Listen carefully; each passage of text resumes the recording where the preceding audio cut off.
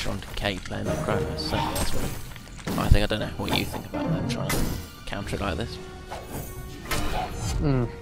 It's a standard counter, but I do not like to see double melee tri lanes. They lose quite a bit in harassment potential. I don't think it's harassment potential that really makes a difference there, because when you've got the killing power, you get triple stun lane. You don't need harassment because you can just flip and kill people. Exactly as we've seen here with Magnus initiating with the Surge. He's going to lose Andromeda in return, but he's got the Bloodlust, so who gives a toss?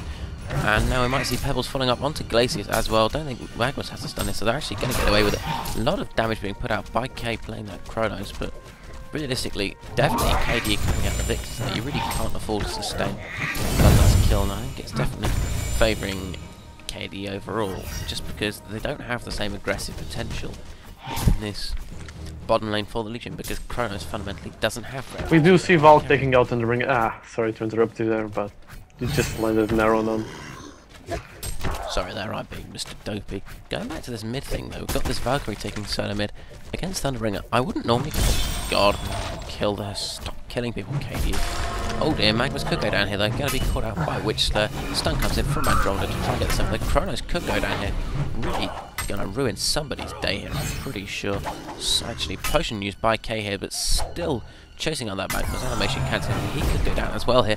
Actually all over the shot this try picks up another kill, and realistically here, KDe giving a massive bruising. Kebab's Courier's also been killed by K, but I think that's probably a small fry really, because you only get 200 gold for killing a Courier, which is less than a hero, and they can just buy another one, because I think we've actually got Magnus going back to base already, and unless I'm very much mistaken, he's going to have the gold for it. But the thing that really I find quite confusing here is this Valkyrie being allowed to... Oh, hang on, Puppet Master putting out a lot of damage onto Madman top, but I think the thing that really confuses me is Valkyrie being allowed to solo mid against Thunderbringer, because Thunderbringer has a really complete and utter lack of ability to deal with it.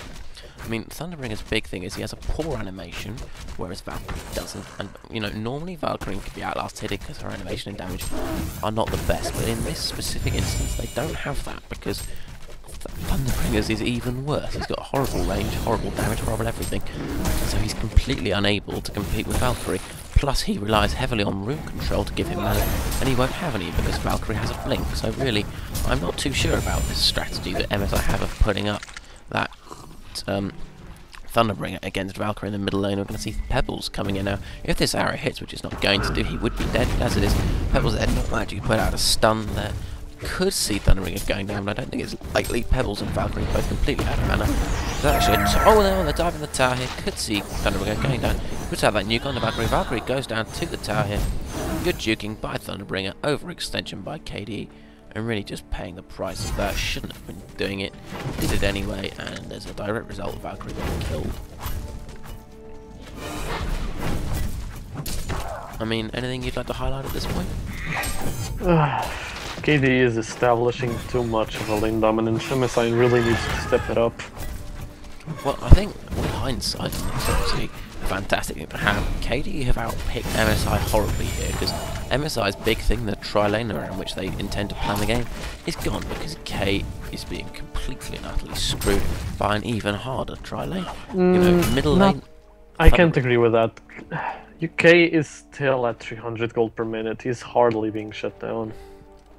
Well, there's definitely a lot of pressure on him, you know. I mean, even if he can farm in the interim, he's going to potentially just run the risk of being completely stuck out of luck when someone in his lane gets killed, and this try and definitely has the potential for it.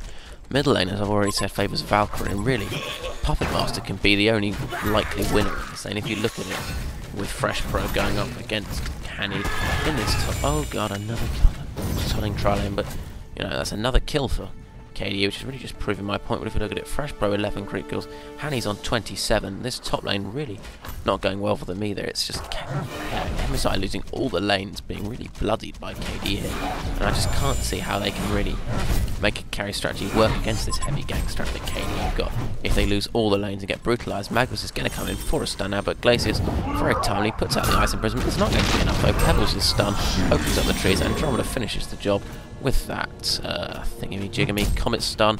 Meanwhile, action in the top lane, actually, Hanny could go down here to this double damage Madman.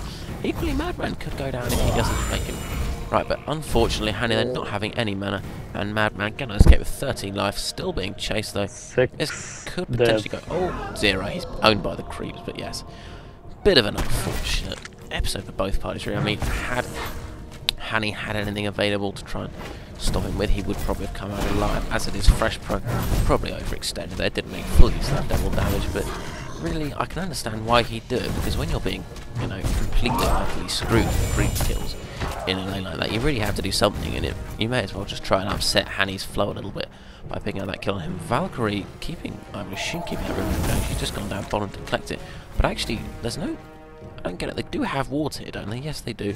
Puts out the arrow, which completely misses, and actually Thunderbringer's getting at a rune here, which is a little bit dubious, because as I've said, one of Valkyrie's primary strengths against Thunderbringer is that she can stop him doing that, and now we're going to see another stun onto Witch there, followed up by Pebbles, and bang goes the theory. There's another kill. Just a little reference for fans of that comedy thing there, and really, this is going horribly wrong for MSI here.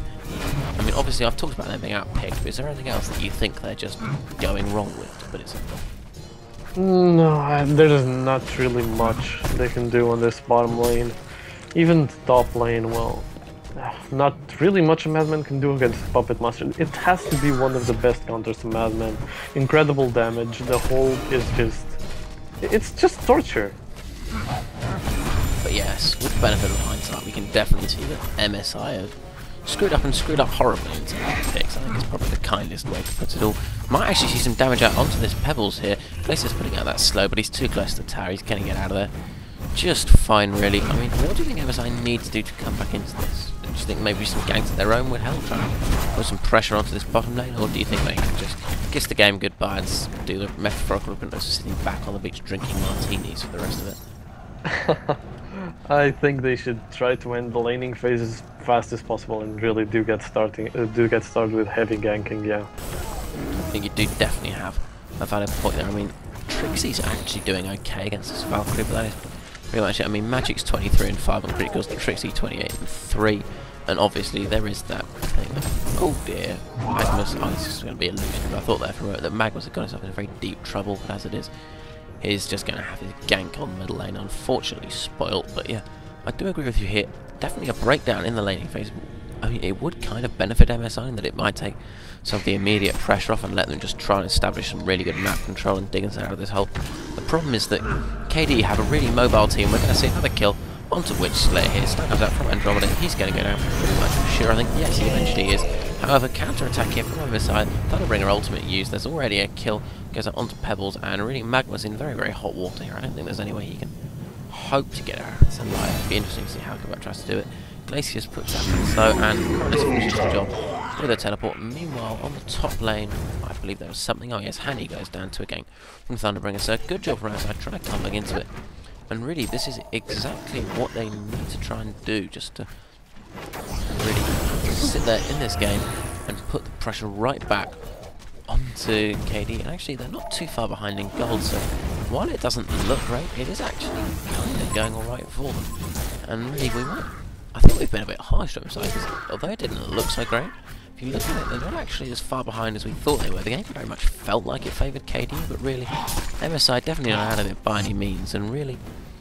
Yeah, and they recover the kill distance quite a lot. So. Yes, they definitely sort of exploded back We do into have an action going on in the ring, yeah. A double step going in. It's just an easy kill for KDe. Yeah, and that is, I think, the big strength of this KDe team. They've basically got 5 heroes who can contribute to a gank. It's a really well-built team, in my opinion, and it's really, really mobile, because it can, you know, just move around, put pressure on all the lanes, and really make MSI's life very, very difficult, and I really do like it as a team for that reason. I mean, as I've said, my hang-up is that it doesn't have any carries, and really, I think the more and more I think about it, the more and more MSI actually are in a great position here as well, because really they do have, as soon as they can get up a decent farm on Cronus and Madman, the ability to run away with this game. And as you said, K's actually doing surprisingly well up against this Tron. He's got 32 creep kills, 288 gold a minute. It's not, you know, world beating, but it's definitely acceptable for him. And I don't think he's actually too far away from assuming he's going for a Ruined Axis Sustainer. In fact, he already has it, so realistically, he could probably get a decent time on Ruined Axe here, and if he does that, and if he just plays, you know, like an Angry Testy style of play, just ricing like hell for a bit, he could actually make something of this. But now Valkyrie and Pebbles coming in for this gank on Thunderbringer. They're going to rather give the game away with the Valkyrie illusion, but that doesn't really matter. However, Thunderbringer very sensibly